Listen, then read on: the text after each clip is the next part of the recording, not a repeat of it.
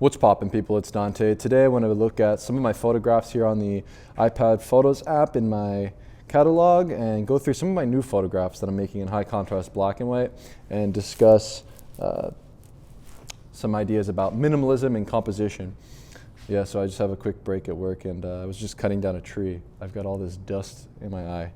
So yeah, let's just go ahead and open up this new work and just scroll through it. I mean, honestly, I don't have any major selections. I've been shooting and producing new photos for the past 2 years. You know, I can do a deep dive into 2023 right now and tell you that I've got about 3,400 images that I favorited and added to this folder, and I've been producing more and more images than ever before. I've actually made around 250,000 frames over the past 2 years, and this is the most prolific that I've ever been as a photographer.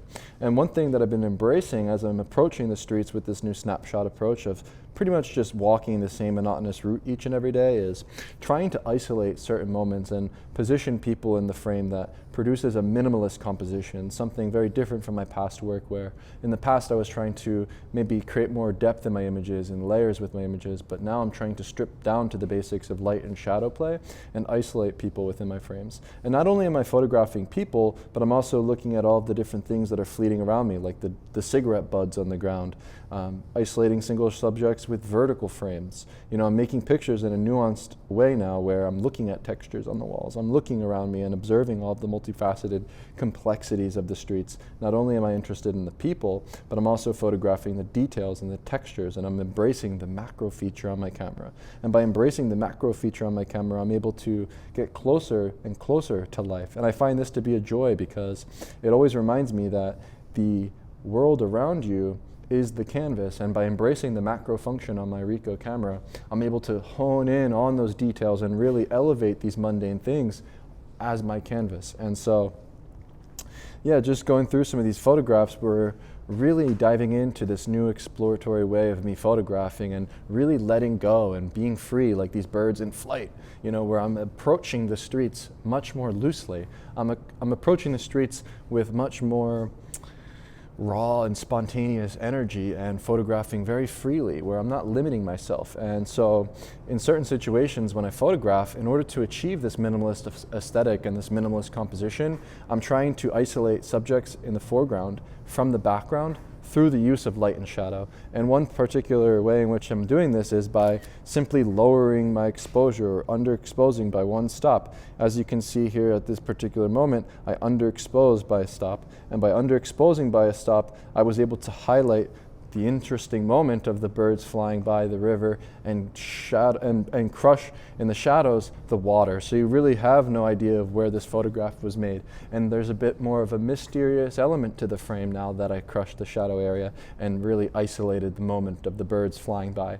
And so by embracing this idea of light and shadow play and really honing in on that as the essence and the approach of my photography being so much more loose and spontaneous, I'm essentially isolating things and isolating these slices of moments in different places in the world, whether I'm here in Philadelphia or on a trip to Rome or simply taking the train or making pictures on my commute to work, and really making sure that when I'm photographing, I strip down to the bare bones and the essentials of things. Here are a couple of examples of random found objects on the street that I photographed.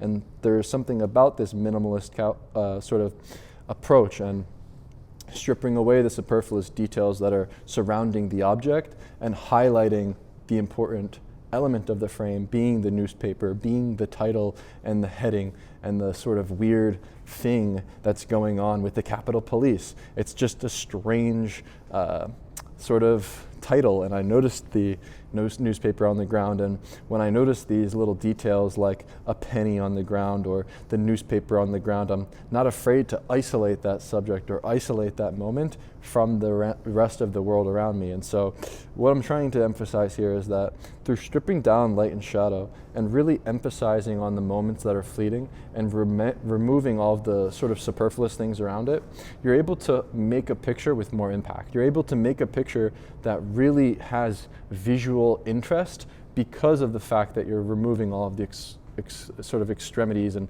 all of the sort of little details that aren't really necessary. And I think a lot of those details are found in the shadows. And so by crushing the shadows and exposing for the highlights, I'm able to bring forth what really matters in the frame, like this car whizzing by on the highway, and really isolating these things and getting down low and photographing these nuts and bolts and things that make up all of the infrastructure of urban life. And so approaching life like a flaneur, approaching myself like a tourist in my hometown, is allowing me to find infinite novelty in the mundane, to find infinite novelty in the overlooked and the downtrodden and the things that are left behind. And so my idea and philosophy going forward with this new approach is to embrace that impermanent nature of life, to embrace the simple moments that are fleeting, and to really emphasize them through light and shadow, and put order to the chaos through my frames, through crushing the shadows in the darkness and bringing forth what's in the light. And so this to me is a very fun game of photographing on the streets every day, because what happens is when I review the images, they're very surprising. They're giving me a reason to go back out there and to press the shutter time and time again, because I know that when I uplift a photograph with these particular image settings that I use with the high contrast black and white, I'm essentially allowing the play of the camera decide the result of the photograph, and I'm not necessarily in control. And so simply put, I'm letting go. I'm letting go, and I'm simply just letting the chips fall as they may. And a lot of the times what I see in the photograph is not necessarily what I saw. It's simply what the camera saw. And to me, that's interesting. And I like this approach of photographing loosely and allowing the camera to do the work. And so I'm just there, and I'm taking the camera for the ride. I'm just there, and I'm snapshotting my way through life. I'm not looking and hunting for anything. I'm walking slow, and I'm observing intensely, and I'm responding to those moments that come towards me. You know, I'm no longer on the hunt for that next best picture, but I'm simply embracing the snapshot as a way for me to fuel my lust for life, to continuously go out there and press the shutter. To me, it becomes this stream of becoming, of ever so much, you know, remaining in that curious state. Like I'm just in this infinitely curious state, like it's day one every single day. And that's what's fueling me through this new process, is the fact that I'm going out there and returning to the amateur snapshot. I'm going out there and forgetting everything that I think I know about photography. I'm going out there and I'm photographing my soul, because at the end of the day, when I'm photographing, I hope for my photographs to evoke how I feel about the world, and not necessarily make a photograph of the world, but to create a new world. You know, reality is boring, and I'm looking to uplift the mundane to a new height. I'm looking to take the ordinary and bring it to the extraordinary.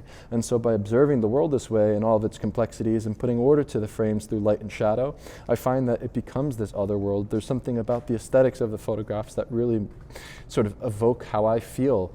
There's something about the reality that we live in and how boring it may seem. But when you have a camera in hand and you're observing all of these things, it really becomes this other world. And you know, for me, when I'm photographing, I recognize that when I press the shutter and when I make a photograph, I have this superpower, this ability to create a new world in a fraction of a second. And these photographs, despite the finite nature of our lives, can live on forever. And you know, one of the most empowering thoughts I had about photography is that maybe you won't live forever, but at least you can make a photograph. And so it's a part of my philosophy, and approaching the photos this way with minimalism and really honing in on the moment itself, you're able to then emphasize the emotion on the face of the subject. You're really able to just look at the gesture and look at the human interaction, or look at the interplay between the light and shadow and that simple gesture of the hand on the back. And when I'm photographing, I'm observant and I'm very quick to respond on my toes. And as I made this particular frame here of this hand that was on the back of the woman in the foreground, I was very aware of my surroundings, and I was aware that if I position this hand on the right-hand side, you will have a pleasant surprise in the left-hand side of the frame with these two nuns here. And so there's simply two elements, one in the foreground and two in the background. And by breaking the frame up this way and recognizing where to position the hand, I was able to give drama and emphasis through the use of the background and the draping nature of the clothing of the nuns. And so this, to me, is what it's all about. Putting order to the chaos through the use of light and shadow becomes simpler. It becomes easier, because you're no longer using all of the different complex colors that are breaking up the frame throughout the background to the foreground. You're able to focus on that moment. You're able to focus and strip away the distractions. And by embracing minimalism through this new approach of photographing in high contrast black and white, I always find something to uplift in a photograph. I always find something out there that intrigues me, because I know that endlessly, through going out there and exploring each and every day, the camera is always going to have something new to say.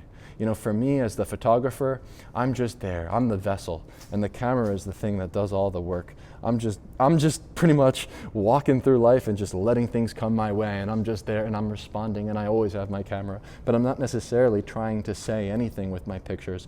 I'm allowing life to tell the story. I'm just the bystander. I'm the flaneur. I'm the one that's on the front lines of life with the camera, responding as the moments come to me. But I'm not out there trying to say anything. I'm not out there trying to create anything or contrive anything or photographing with intention. I'm photographing loosely and I'm responding with my intuition.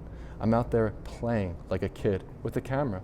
And then simply put, with this approach, moments that I wind up uplifting in photographs, and the moments that have a story and something to say, they are evoked and depicted in my photographs and reflected back at me because of my spirit of play, because of my inner curiosities. And I couldn't tell you when I pressed this shutter that I was going to be able to perfectly align these two different couples here with the boy and the girl and the man and the woman. I couldn't tell you that there was going to be something in here with the light and the way that it was casted. I'm just there. I'm in the piazza. I'm just walking around, drinking water and going for my walk.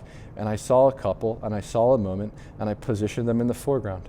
I knew that in order to make this photograph, I needed to have a vertical composition. So my first element is the interaction between this woman and man, and she's contemplative. She has her hand on her face, and in the background of the frame I had a pleasant surprise. This isn't something that I could really realize in the moment. I was looking and observing, and as the moment fleeted, we have a different element in the frame here in the background that really emphasizes this juxtaposition between the two couples, between the boy and the girl, and between the man and the woman. And there's something in the interplay between the adults and the children and their interaction that is out of my control, okay? I'm not looking at life and thinking, oh, let me photograph this moment and make sure that, you know, it's all intentional. It's through the spirit of play. It's through me just being out there in the world and responding to these moments. And then the chips, they fall as they may, and the light is out of my control. I couldn't control the light and when it's going to hit that gesture in the background and put emphasis to it. You know, to me, that's what this is all about. It's about embracing the spontaneous nature of life and just allowing these sort of compositions and these moments come to me intuitively. And so this is what it's all about. It's about just embracing that childlike spirit and just fueling my lust for life through the camera. And then the photographs become a reflection of that.